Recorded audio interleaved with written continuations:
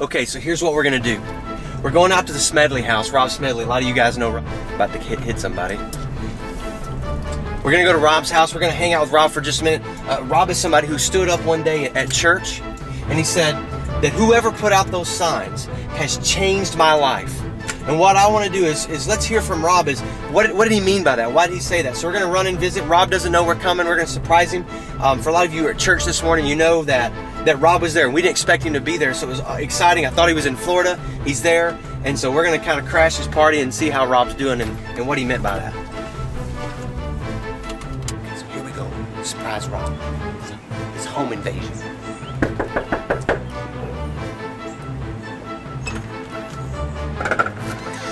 Sorry to put you guys off for a minute, but I have to put Babe in her cage because I don't trust her. We got a dog. It's crazy. There's Babe. All right, we'll wait. All right. All right, so he's got to put Babe up. Got a little caution here. Dogs are crazy. That's all right, though. Okay, this one's not crazy. Not a crazy dog. Hey, Rob, how are you, man? Good, man. Good. Hey, Rob, let me ask you a question. Okay. Do you love your church? I love my church. Rob, we want to sit down and have a conversation why you love your church. Will do. Is that cool? Come on in. All right. Come on, Dix. Come on, girl. Like a lot of families, the Smedleys were driving around trying to find a new church. Both Jackie and I were raised Catholic, got married Lutheran, were practicing with an Episcopal church. The church went through some changes. But more importantly, we had gone through some changes. We had experienced some difficulties that I brought upon our family from having left my relationship with God. And we were looking for a place to rebuild that. And so we were driving around, and we were late for one service that I had found, which is usual. On our way to another one as a backup, thank God we got stopped at the intersection of Ashburn and Farmwell there, and over to the side was a sign for New Life, and we actually had about 30 minutes to get there. So I said, well, I think we can get to that one on time. And so we found our way over there, and it was amazing because I walked in and had this kick-A band going. It was all dark and great music and a really rocking song that I'd never heard before, and I really liked it. And fortunately, they had the lyrics up on the screen, and I was reading the lyrics, and it really hit me hard. It was Linkin Park, who I knew Linkin Park, but I didn't know this song, and it's entitled "What I've Done." And I'll never forget that moment because the lyrics really hit home. You know, what I've done. I've done a lot of things that I'm not very proud of, that really hurt my family and hurt me. And a lot of them were because I had abandoned my relationship with God to the point where I didn't even pray at night because I was so ashamed. And it felt really good to hear those lyrics. And I'll never forget this, Mike, because your service that day, you kind of opened up with, man, we're just a church for messed up people.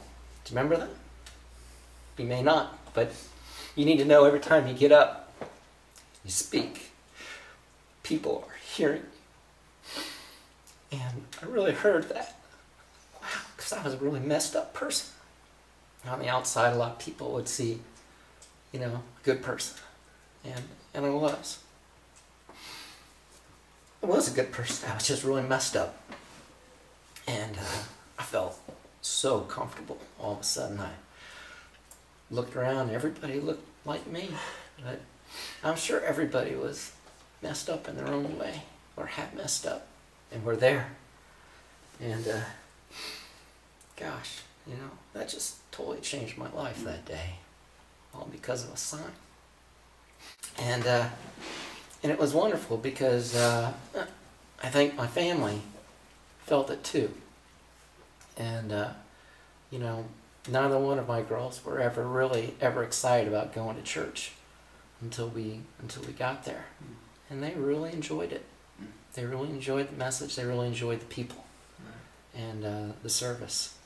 So we had found, I think, the right place for us. Right. You know, church, religion are very personal things, and what's good for one isn't good for the other. But it sure was nice. All of a sudden, we found something that all four of us really agreed on and really felt good about. Right.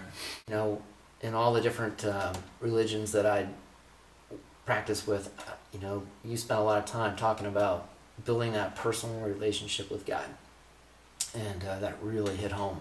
And so I started really working on that, and knew that I needed that, because when I abandoned that relationship with God, I was really going in some bad directions, and directions that you know, a lot of people lose their jobs, they lose their families, some people lose their lives.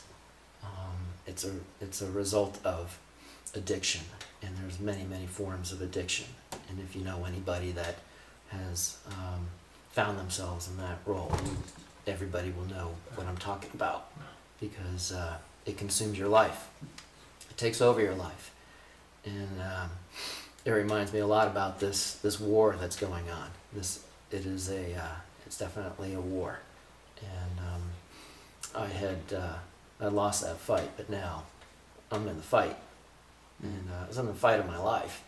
And but spending the rest of that time at J10 with the people who are there has helped me to stay in that ring and keep going.